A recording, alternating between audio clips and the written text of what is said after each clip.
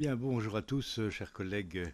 Je vous souhaite la bienvenue, Monsieur le Président, et Madame aussi, bien sûr.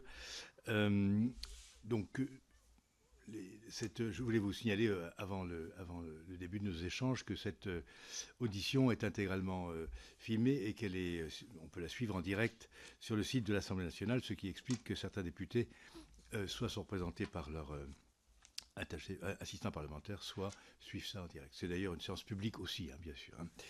Bien, nous poursuivons donc nos travaux. Les travaux de la mission d'information créée par la Commission des affaires culturelles et d'éducation et intitulée Création, diffusion et acquisition des connaissances. Deux points. Comment l'intelligence artificielle transforme notre éducation et notre culture. Ce n'est pas une question, c'est une affirmation, n'est-ce pas? Donc nous avons le plaisir de recevoir aujourd'hui Monsieur Jean-Baptiste Gourdin, président du Centre national de la musique, accompagné de Madame Séverine Morin, conseillère pour la transition de l'innovation au CNM. Nous vous remercions bien entendu d'avoir accepté notre invitation pour discuter des impacts de l'intelligence artificielle générative dans la filière musicale, une problématique qui suscite autant d'intérêt que de crainte, notamment en matière d'emploi et de préservation de la diversité musicale. Au terme de la loi, le CNM doit assurer une veille de technologie et des usages et soutenir l'innovation en accompagnant le secteur dans ses transformations. S'il est encore un peu tôt pour comparer l'irruption de l'IA générative aux grandes mutations qu'ont constitué la radio, la télévision, le streaming, etc., il est évident que cette nouvelle technologie a d'ores et déjà des conséquences profondes sur toute la chaîne de valeur du secteur. Conformément à cette mission, le CNM a conduit au cours du premier trimestre 2025 une étude sur l'intelligence artificielle dans la filière musicale, dont vous allez, si vous le souhaitez, pouvoir nous présenter des conclusions. Peut-être pourrez-vous aussi nous dire si, 7 mois après sa présentation, certains constats de cette étude paraissent déjà dépassés, infirmés ou aggravés. En outre, le CNM est chargé de soutenir l'ensemble du secteur professionnel, dans toutes ses pratiques et dans toutes ses composantes, et d'en garantir la diversité. Or, certains métiers et certaines esthétiques apparaissent plus exposés que d'autres au risque de substitution posé par l'IA. Selon vous, cette réalité met-elle en péril la logique de solidarité à l'œuvre au sein de cette filière qui réunit le spectacle vivant et la musique enregistrée? Comment le CNM peut-il œuvrer au maintien de cette solidarité et préserver la diversité musicale à l'heure où le déferlement de l'IA générative sur les plateformes de streaming risque de provoquer une forme de standardisation des esthétiques? À cet égard, que penser de ces faux groupes musicaux qui rencontrent parfois un succès réel sur ces plateformes et pourraient mettre en péril le système de rémunération des artistes? Comment le CNM peut-il enfin garantir une création musicale humaine et diverse, notamment à travers son système d'aide? Je vais vous laisser la parole, Monsieur le Président, Madame, comme vous souhaiterez, pour une dizaine de minutes, à la suite de quoi Madame la rapporteure vous posera les questions qu'elle a préparées à votre intention. Je vous en prie. Merci Monsieur le Président, Madame la rapporteure, Mesdames et Messieurs. Je suis très heureux d'avoir l'occasion de m'exprimer devant vous sur un sujet qui est au cœur des débats qui animent la filière musicale, et pas uniquement la filière musicale, la plupart des industries culturelles, et bien au-delà. Je ne serai pas long en introduction pour rappeler simplement que l'intelligence artificielle, c'est une révolution globale qui a connu l'année dernière une accélération assez spectaculaire et qui s'est imposée dans notre quotidien, dans notre actualité, aussi dans nos imaginaires à une vitesse fulgurante. Vous connaissez les chiffres, hein, on est passé en 5 ans de 116 millions à 380 millions d'utilisateurs dans le monde. C'est la croissance la plus rapide pour une technologie qu'on ait rencontrée depuis des décennies. En France, c'est 37% d'individus entre 16 et 74 ans qui disent avoir utilisé un outil d'IA générative l'année dernière, dans un cadre privé ou dans un cadre professionnel.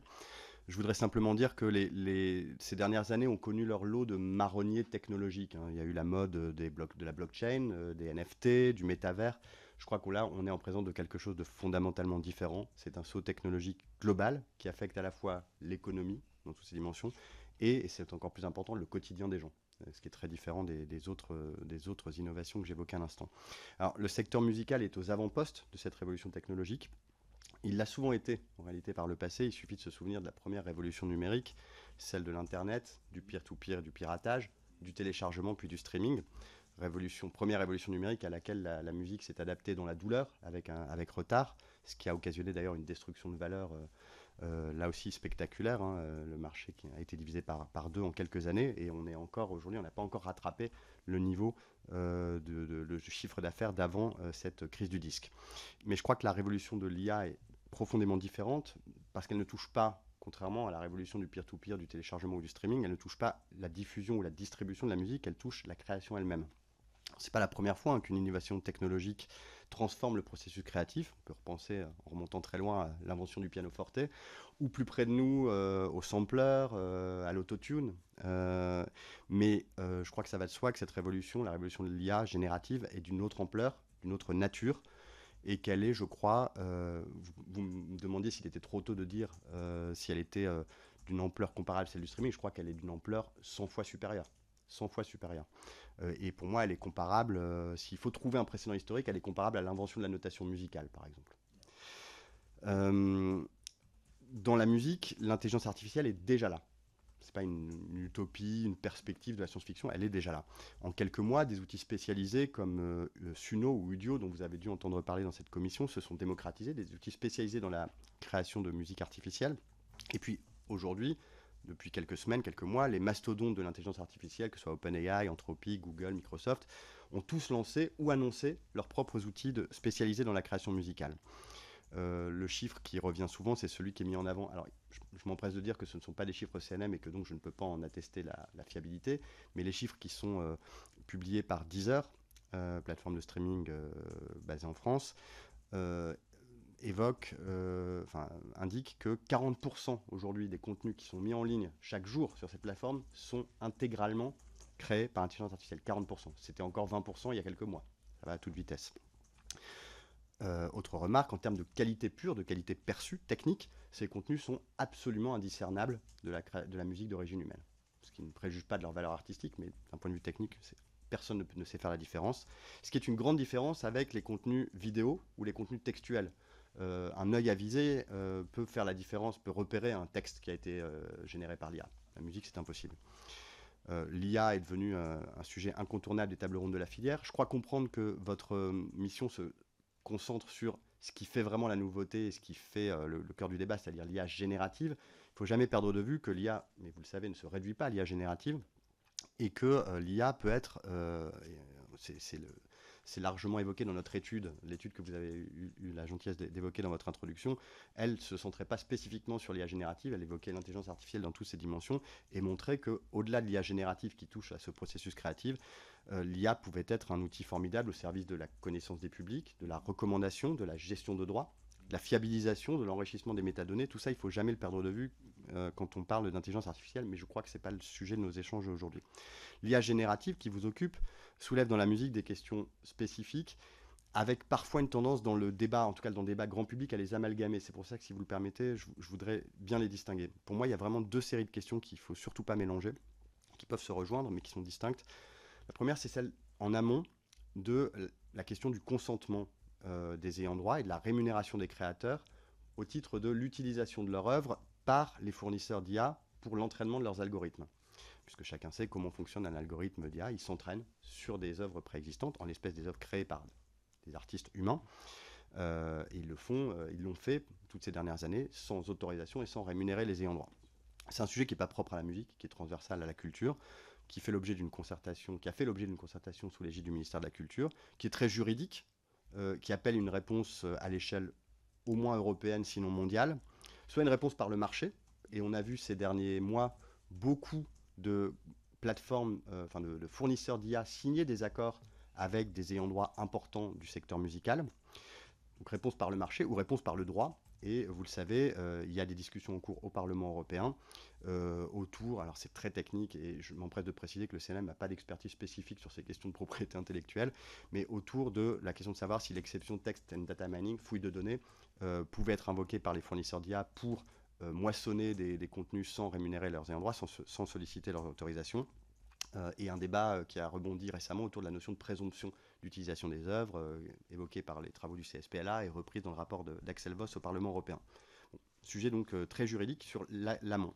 Mais ce dont on parle un peu moins, en tout cas dans le débat grand public, et dont on parle beaucoup dans la filière musicale, c'est la question de l'aval. C'est la question du statut des œuvres qui sont créées par l'IA, puisqu'elles sont déjà là dans la musique. Ce qu'on appelle en bon français les outputs.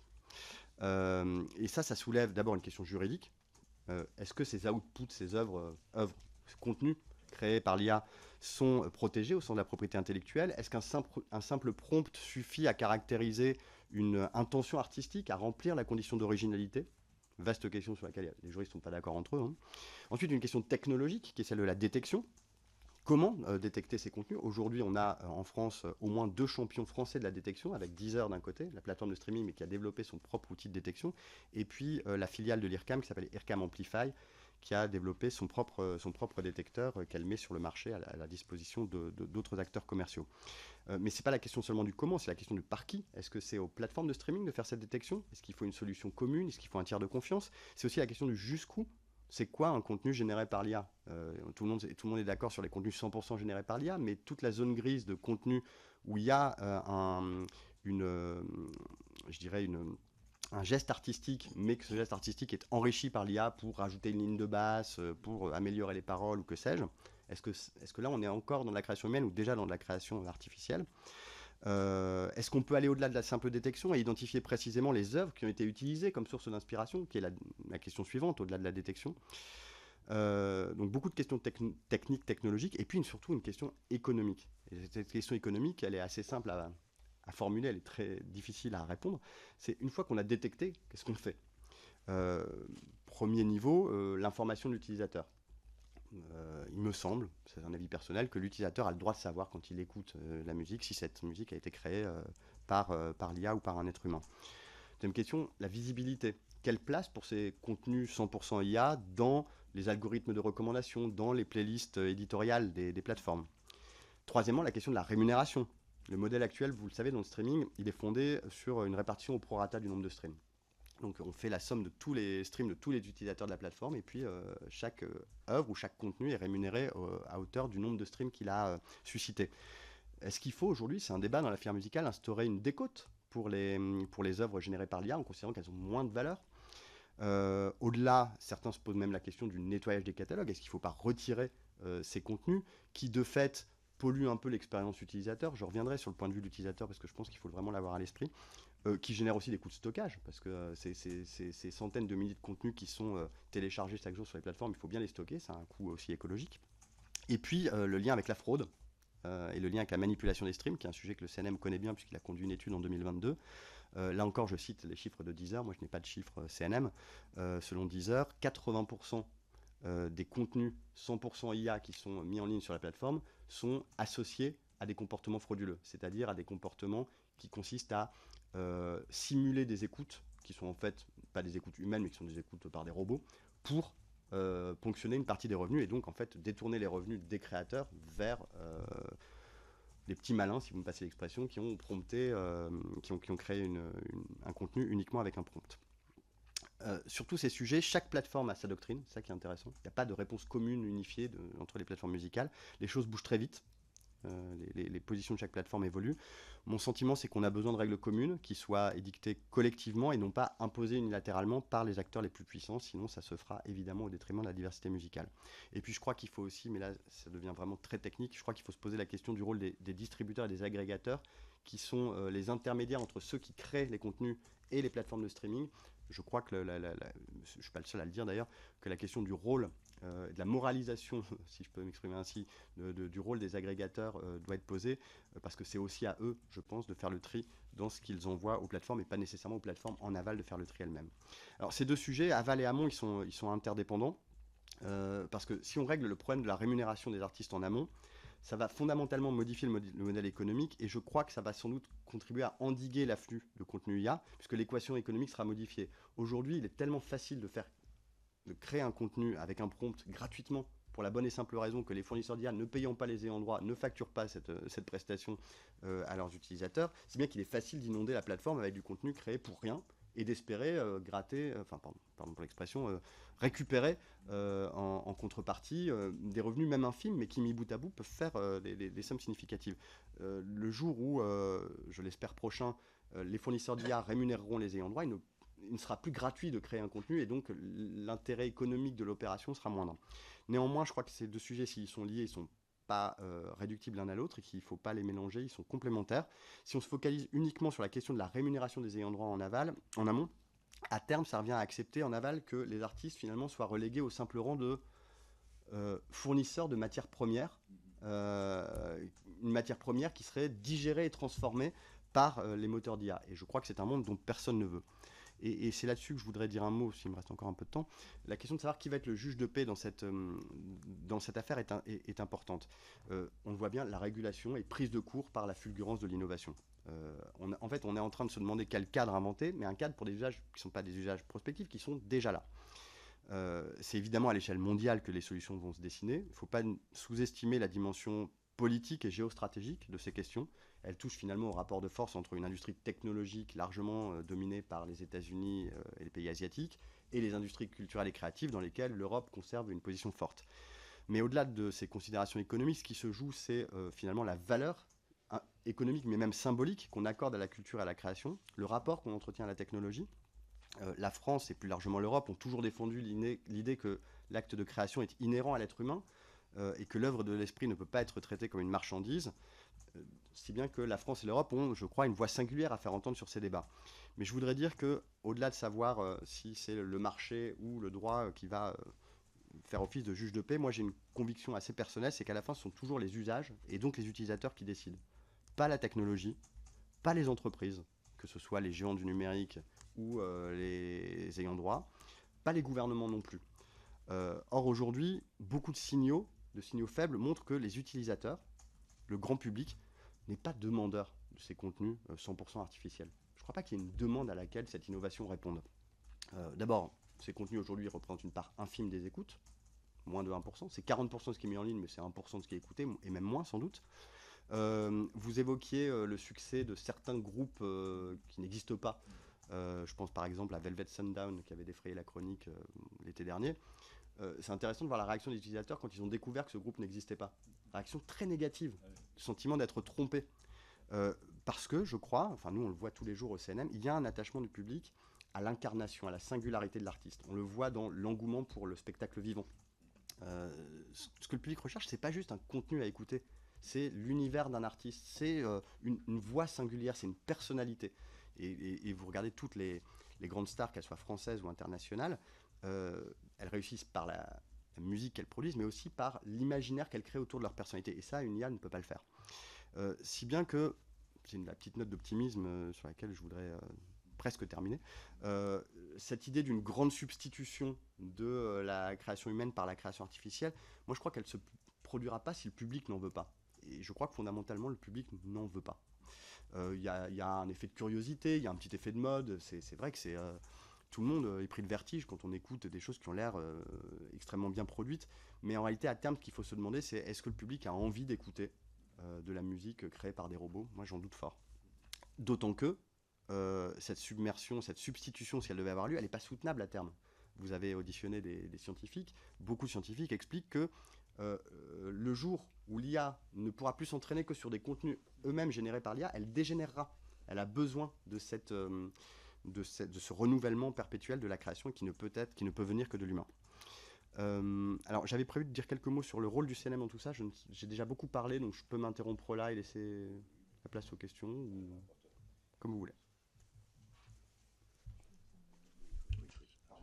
Merci beaucoup. C'est déjà très complet, mais je pense que c'est bien quand même de dire quel est le rôle du CNM dans l'observation de ces fulgurances technologiques et de leurs répercussions non seulement sur la création, sur le partage de la valeur. Le CNM, Centre national de la musique, a quelques années, mais est-ce que vous pouvez nous dire comment la question de l'intelligence artificielle et en particulier la générative, comment vous l'abordez? Les missions du CNM sont diverses et j'imagine que l'IA en emprunte plusieurs chemins. C'est tout à fait exact. On est très conscient du fait que ces sujets nous dépassent fort largement. D'abord parce qu'ils sont pour certains pas propres à la musique. Ensuite parce qu'ils se discutent au niveau mondial et pas au niveau franco-français. Et pour autant, nous considérons que le CNM a un rôle à jouer dans l'accompagnement de cette mutation et que nous en désintéresser serait faillir aux missions que le législateur nous a confiées, que vous avez rappelé d'ailleurs en introduction. Le développement économique de la filière et la diversité musicale, aujourd'hui, sont tous les deux menacés, ou en tout cas transformés par la question de l'IA, et en particulier de l'IA générative. Alors, en effet, notre rôle à l'égard de la filière professionnelle, c'est d'abord d'observer, d'étudier, d'objectiver, d'évaluer les risques, les opportunités, pour aider les acteurs à se projeter dans ce nouveau monde qui est déjà là. Et je précise d'emblée que c'était l'une de vos questions écrites. Nous, on se positionne sur ce sujet de manière pragmatique et réaliste. C'est-à-dire qu'on n'est ni dans une posture de déni technophobe, disant que l'IA c'est le mal et qu'il faut l'empêcher, parce que encore une fois c'est déjà là, et je crois malheureusement qu'on ne connaît pas dans l'histoire de l'humanité ce que l'homme ou la femme a pu faire technologiquement, il l'a toujours fait. Le renoncement à une capacité technologique, ça n'existe pas dans l'histoire de l'humanité. Donc l'IA est là. Et dans le même temps, on essaie d'éviter l'autre écueil qui est celui de la naïveté technophile. Donc on est à la fois conscient du caractère inéluctable de la transition, des opportunités que l'IA, notamment l'IA non générative, offre aux artistes comme aux entreprises, mais même l'IA générative offre des capacités extraordinaires aux vrais artistes. Et puis on est conscient des risques immenses que cela fait peser sur les modèles économiques, sur la création, sur la diversité musicale. Donc je reviens à mon propos, donc je disais observer, étudier, objectiver, c'était l'objet de l'étude Bearing Point que vous avez citée en introduction, Monsieur le Président, dont Séverine Morin, qui est avec moi, pourra vous dire quelques mots, puisque c'est elle qui a eu la haute main sur la conduite de cette étude. Ça, c'est notre premier rôle, c'est un rôle d'éclaireur vis-à-vis de la filière. Deuxième rôle, on l'oublie, mais le CNM est aussi organisme de formation. Et donc, on a un rôle de sensibilisation, mais au-delà même de formation des professionnels qui sont confrontés au quotidien à ces questions et qui n'ont pas toujours les clés nécessaires. Formation sur les aspects juridiques, sur les aspects technologiques, sur les aspects économiques, contractuels. On peut continuer la liste. Et d'ailleurs, je fais un petit peu d'autopromotion. Au mois de mai, on organisera un forum emploi et compétences dont l'objet est de faire le point sur les besoins en compétences et en formation du secteur musical et de l'adéquation entre l'offre et les besoins. Parce que nous sommes évidemment centre de formation, mais il y a tout un tas d'organismes de formation qui œuvrent dans le secteur. Et l'idée, c'est de réfléchir à cette adéquation entre les besoins et l'offre. Et évidemment, les sujets technologiques, et en particulier l'intelligence artificielle, seront au cœur de ces débats. Troisième mission, c'est et la loi le dit, nous soutenons l'innovation, mais nous soutenons l'innovation quand elle promeut une utilisation responsable et vertueuse. Je n'aime pas trop ce mot à connotation morale, mais je crois qu'il dit bien ce qu'il veut dire. Une utilisation vertueuse de l'intelligence artificielle. Nous le faisons dans nos aides à l'innovation, des aides à l'amorçage ou au développement. Nous n'aidons pas l'innovation pour l'innovation. L'innovation, ce n'est pas une valeur en soi. Nous aidons l'innovation lorsqu'elle apporte une plus-value au développement économique de la filière, à la diversité musicale et in fine aux artistes et au public. C'est un peu ça, nous, notre ligne de conduite, c'est que face à toute innovation, on se demande ce que ça apporte aux artistes, ce que ça apporte au public. Si ça n'apporte ni à l'un ni à l'autre, c'est probablement que ce n'est pas une innovation à soutenir. Et puis plus généralement, au-delà des aides à l'innovation, on a une réflexion qui est encore en cours, sur laquelle on a choisi délibérément de prendre le temps et de ne pas se précipiter parce que les choses évoluent très vite. Et vous me demandiez, Monsieur le Président, si notre étude il y a 7 mois était déjà obsolète. En grande partie. En grande partie, ça va à toute vitesse. Je pense que les questions qu'elle pose, les clés qu'elle donne restent valables, mais en revanche, le paysage en 7 mois a fondamentalement changé. Ça va à une vitesse qu'on n'imagine pas. Et donc, nous avons fait le choix de prendre le temps pour réfléchir à cette question qui n'est pas simple de quels usages de l'intelligence artificielle nous acceptons de la part des porteurs de projets qui nous demandent une aide. Ça vaut en particulier parce que c'est évidemment surtout la musique enregistrée aujourd'hui qui est touchée par l'intelligence artificielle. Le spectacle vivant l'est aussi, mais de manière quand même beaucoup plus diffuse, beaucoup plus marginale. C'est la musique enregistrée qui est frappée de plein fouet. Et la question simple qui nous est posée, c'est quelle est notre doctrine lorsqu'un porteur de projet nous demande une aide à l'enregistrement sur l'usage de l'IA. On n'a pas aujourd'hui de doctrine claire. Évidemment, la question, on l'a identifiée depuis maintenant plusieurs mois, mais on a décidé de prendre notre temps, d'abord parce qu'on souhaite trancher cette question en concertation avec la filière et pas de manière unilatérale. On a dans la loi un principe de concertation permanente qui n'est pas un vain mot au CNM. Et puis surtout parce que ça pose des questions redoutables. Je pense qu'on peut se mettre d'accord assez vite sur le fait que ce n'est pas le rôle du Centre national de la musique que d'accorder une aide à un enregistrement qui aurait été créé uniquement par un prompt. Ça, je pense que tout le monde sera d'accord. On sera d'accord ici, je pense. Dans la filière musicale, tout le monde sera à peu près d'accord. Bon, mais une fois qu'on a dit ça, d'abord, comment on s'en assure ? Est-ce que c'est une déclaration sur l'honneur ? Est-ce qu'on le contrôle ? Si on le contrôle, est-ce qu'on doit nous-mêmes acheter les outils qui sont très coûteux de détection pour vérifier si on nous dit la vérité ? Et puis deuxièmement, il y a toute cette zone grise que j'évoquais. Quid de l'artiste qui vient avec un projet dans lequel il a utilisé l'IA, mais dans lequel il a mis sa patte d'artiste ? Où on fait passer la frontière ? Donc ça, ce sont des questions redoutables qu'il ne faut pas, à mon avis, vouloir trancher comme ça trop rapidement, quand bien même elles sont déjà là, elles se posent déjà. Et par ailleurs, c'est des questions qui méritent d'être tranchées, je pense, de manière concertée avec le ministère de la Culture. Nous sommes un établissement sous tutelle. Ces questions, elles se posent au CNC, elles se posent à d'autres organismes dépendants du ministère de la Culture qui allouent des aides, et je pense que c'est important que ce soit aussi le ministère de la Culture qui donne un peu le là sur cette question. Donc on y travaille, mais on n'a pas encore de réponse très, très claire. Si vous me permettez, j'ajoute que l'IA est aussi un argument puissant en faveur de la taxe streaming. Ça n'a pas été tellement évoqué au moment de la création de la taxe streaming, parce que c'est dire à quel point ça va vite, parce qu'au moment où la taxe streaming a été débattue, l'intelligence artificielle était encore quelque chose d'assez prospectif. Là, aujourd'hui, elle est là. Et pourquoi je dis que c'est un très bon argument? Parce que la taxe streaming, c'est un moyen de faire payer, de faire payer la consommation, de taxer la consommation pour financer la création. Quand on taxe la consommation, on taxe toute la consommation. On taxe la consommation du fonds de catalogue, on taxe la consommation d'œuvres et d'enregistrements étrangers, et on taxe aussi la consommation de contenu artificiel. Et on le réinjecte dans la création humaine. Un argument de plus en faveur de la vertu de la taxe streaming. Mais loin de moi l'idée de dire que la taxe streaming est la réponse au problème qui nous occupe aujourd'hui. Je fais juste une petite parenthèse. Et puis, pour terminer, Madame la rapporteure, sur le rôle du CNM, au-delà de tout ce que je viens de dire, moi je crois, alors je suis peut-être, c'est peut-être un peu utopique, mais je le crois fondamentalement, je crois que le rôle du CNM, c'est aussi de jouer un rôle de plateforme de filière pour animer ces discussions collectives dont je parlais dans mon propos introductif, pour faire émerger des positions communes, alerter les pouvoirs publics quand un besoin de régulation se fait jour. Nous ne sommes pas, nous, régulateurs, mais nous pouvons alerter quand il nous semble qu'il y a un besoin de régulation, parce que je crois qu'on est en fait le seul endroit dans l'État au sens large où la filière musicale peut se retrouver dans toute sa diversité, dans toutes ses composantes. Et donc c'est aussi comme ça que moi je conçois le rôle du CNM. C'est pas seulement au titre de notre soutien à l'innovation, de notre doctrine sur les aides, des études ou de la formation, c'est aussi ce rôle de plateforme, d'animation du débat collectif.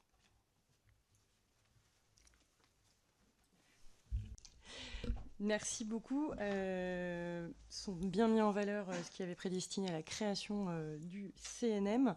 Je voulais revenir sur l'amont, puisque vous avez vous-même bien distingué ce qui relevait de l'amont, ce qui revenait de l'aval et qu'il fallait un peu lier les deux.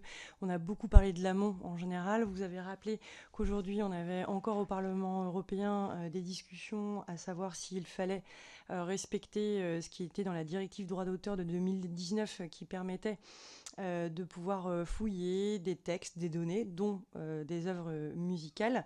Il existe également dans notre politique française cette question de la présomption. On a au Sénat une proposition de loi suite aux travaux des sénateurs Ouzoulias Severine et Darcos qui donne sur le droit français l'idée de renverser la charge de la preuve, donc qui serait de dire aux développeurs d'IA de montrer qu'ils n'ont pas utilisé ces œuvres. Que pensez-vous de l'application française de cette présomption par rapport à ce qui pourrait être son application européenne? Qu'est-ce que ça peut soulever selon vos analyses au CNM, en tout cas ce que vous en avez déjà...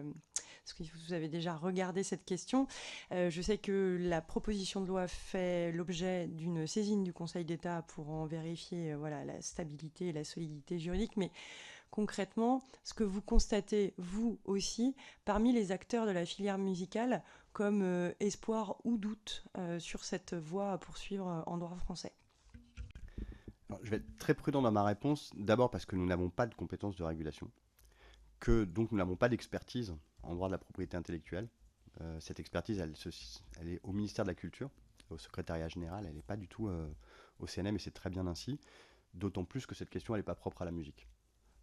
Et elle se réglera pour tous les secteurs et pas spécifiquement pour la musique, je le souhaite.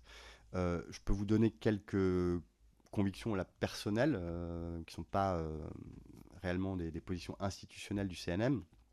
Ma première conviction, c'est que le droit est déjà un peu en retard, en tout cas dans le secteur musical, sur la pratique, puisqu'il y a déjà des licences qui se signent de manière assez fréquente ces dernières semaines entre les ayants droit et des fournisseurs d'IA, premier point. Deuxième point, que je pense que personne ne peut sérieusement imaginer qu'une solution franco-française isolée puisse résoudre la question. Ce qui ne veut pas dire que la France doit rester inerte, hein. On peut montrer la voie, ça nous est arrivé sur pas mal de sujets, mais que évidemment cette solution, par exemple de la présomption d'utilisation, pour qu'elle puisse vraiment fonctionner, il faut qu'elle soit reprise à minima à l'échelle européenne. Troisième conviction, et là je parle plutôt au titre de mes anciennes fonctions, puisque j'étais au ministère de la Culture au moment où la directive droit d'auteur était débattue et discutée. Je crois que personne ne peut sérieusement soutenir que l'exception TDM, fouille de données, ait été créée pour couvrir ce genre d'usage. Je pense que c'est pas sérieux de dire que c'était l'objectif à l'époque. Je pense que c'est un peu un détournement de la finalité de cette exception et qu'il faut évidemment corriger le tir.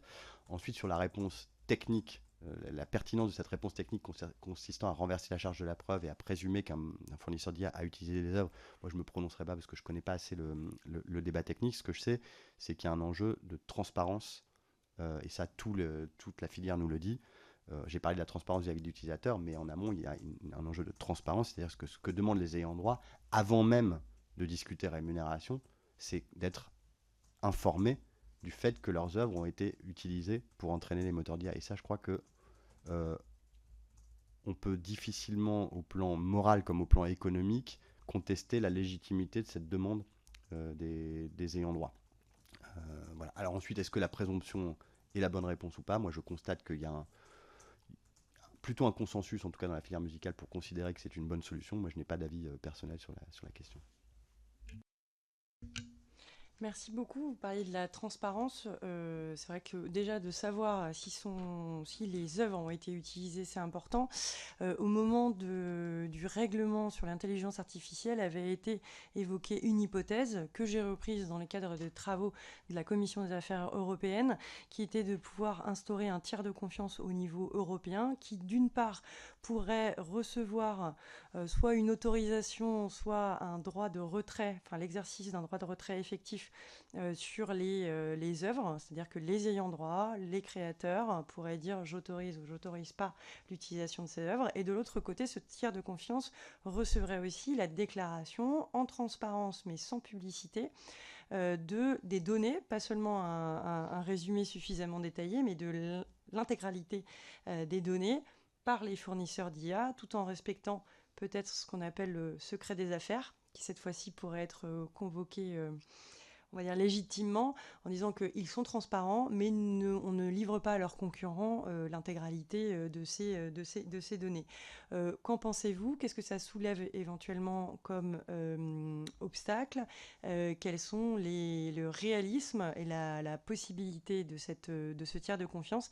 Et est-ce qu'il pourrait être la base de l'instauration d'un marché pour passer des licences en étant plus éclairé? Là encore, sans avoir creusé énormément la question parce qu'elle n'est pas vraiment de notre ressort, je crois qu'en tout cas, elle s'efforce d'apporter une réponse à une question qui est réelle aujourd'hui, qui est la question de la complexité extrême de la chaîne de droit. Et d'autre part, au risque d'une forme de Far West, dans l'hypothèse où on s'en remettrait uniquement à la négociation de gré à gré dans des accords opaques et évidemment très dépendant de la puissance de négociation de chacun des acteurs. Donc l'idée, si je comprends bien l'esprit de la proposition, de mettre un peu à la fois de transparence et de démarche collective dans tout ça me semble excellente. Après, ça pose des questions redoutables, ne serait-ce que de savoir qui est en droit d'autoriser ou d'interdire. Vous avez vu qu'il y a des débats compliqués. Les accords dont je parlais entre les fournisseurs d'IA et certains ayants droit ont été contestés par d'autres ayants droit qui contestaient la légitimité des premiers à accorder des autorisations en leur nom. Tout ça renvoie à la complexité de la chaîne de droit et aussi simplement au fait que le cadre de la propriété intellectuelle et le cadre des contrats qui ont été signés ces 10 dernières années ou même avant, par hypothèse, ne couvraient pas ces usages. Donc la question de savoir, par exemple, et je me garderai bien de me prononcer, si un producteur qui a un contrat avec un artiste a le droit, au nom de l'artiste, d'autoriser à ce que l'enregistrement soit utilisé par des fournisseurs d'IA, c'est une question redoutable parce qu'elle n'était pas traitée dans les contrats.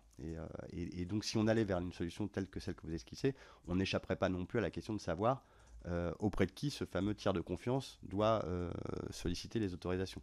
Je n'ai aucun avis sur la question, c'est redoutablement complexe. Mais en tout cas, l'esprit général, je le trouve pertinent.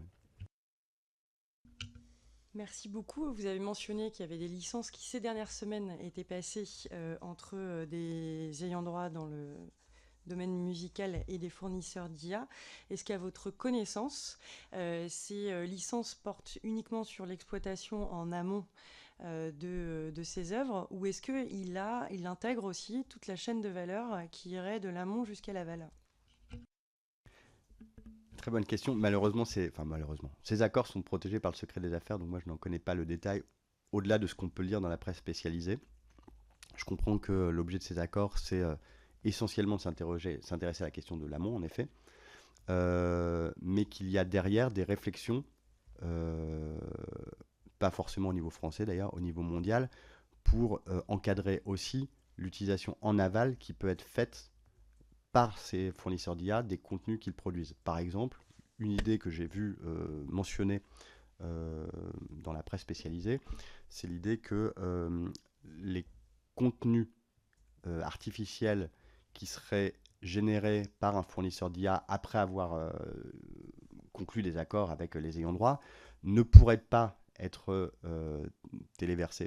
téléchargés sur les plateformes de streaming grand public, mais devraient être exploités dans un cadre, dans un jardin clos, c'est-à-dire sur une plateforme ad hoc réservée à des contenus 100% artificiels.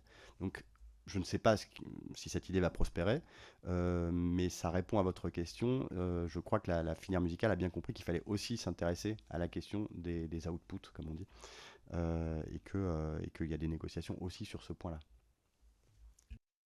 Je crois qu'on pourra revenir sur l'aval, justement, qui n'a pas été assez, et je partage votre avis, fouillé. On s'est beaucoup concentré dans le débat public sur la question d'amont, mais l'aval a des conséquences aussi sur la valeur et la reconnaissance de cette valeur aussi importante. Monsieur le Président, vous aviez une question. Oui, merci Madame la rapporteure. Je voudrais qu'on revienne à la question de l'originalité de l'œuvre. Tout à l'heure, Monsieur le Président, vous disiez dans votre propos liminaire qu'on constatait que les utilisateurs, les consommateurs de musique, lorsqu'ils découvraient l'origine totalement artificielle du morceau qu'ils écoutent, s'en détachaient assez rapidement, qu'il y avait une sorte de sentiment de recul, tromperie, disiez-vous. Hein, bon, on nous a, il y a une sorte de tromperie sur la marchandise. Bon, c'est tout assez rassurant, et je pense que, moi, je partagerai ce sentiment que vous avez, que ce réflexe-là existera et se développera. Mais alors, il y a une zone grise, si j'ose dire, entre les deux. C'est l'œuvre augmentée. Et donc, je voudrais que vous puissiez nous dire ce que le CNM peut faire dans ce domaine. Est-ce que vous vous intéressez à ce domaine? Est-ce que vous travaillez à la définition de critères? À partir de quel moment est-ce qu'une œuvre bascule du côté de la machine, donc du contenu, qui est un simple contenu, c'est plus une œuvre, ou comment reste-t-elle incarnée, d'une part, et puis quid de la valeur, effectivement. On peut très même imaginer un spectacle vivant avec de l'IA, c'est possible. On peut faire un avatar à côté de l'artiste. Enfin, je veux dire, ça peut être même très amusant. Enfin bon, ça pose des questions redoutables. Et moi, je pense que c'est là-dessus, en fait, que les choses se joueront, y compris en termes de droits et de rémunération, de chaîne de valeur. Comment le CNM aborde-t-il la question de l'œuvre augmentée par l'IA? Vaste question, en effet, que nous commençons seulement à investiguer. Sur laquelle donc, nous n'avons pas de réponse bien définie à ce stade. Je commence par dire que je crois que tout le monde peut se mettre d'accord sur le fait que écrire un prompt, ça n'a pas grand-chose à voir avec une vraie démarche de création artistique. Ça, je crois qu'il y a une forme de consensus là-dessus, y compris dans le public. Ça ne veut pas dire qu'il n'y a pas du talent chez certaines personnes passées maîtresses dans l'art du prompting, mais c'est pas de même nature que de la création artistique au sens où on l'entend. Deuxième point, je crois qu'à l'inverse, bannir toute utilisation de l'intelligence artificielle par les artistes, non seulement c'est illusoire, c'est complètement à contre-courant, et ce serait même regrettable du point de vue artistique même. Si vous me permettez un exemple tiré de mon vécu personnel, l'année dernière, j'étais au Printemps de Bourges, j'ai assisté à une performance, c'est bien comme ça qu'il faut l'appeler, d'un pianiste qui improvisait sur le thème du Köln Concert en duo avec une intelligence artificielle. C'est-à-dire qu'il était à son piano et il avait un deuxième piano à côté qui était actionné par une intelligence artificielle qui réagissait en temps réel à son improvisation. Au-delà de la prouesse technologique, c'était un moment musical incroyable et le public était conquis. On ne va certainement pas s'opposer à ce genre de choses.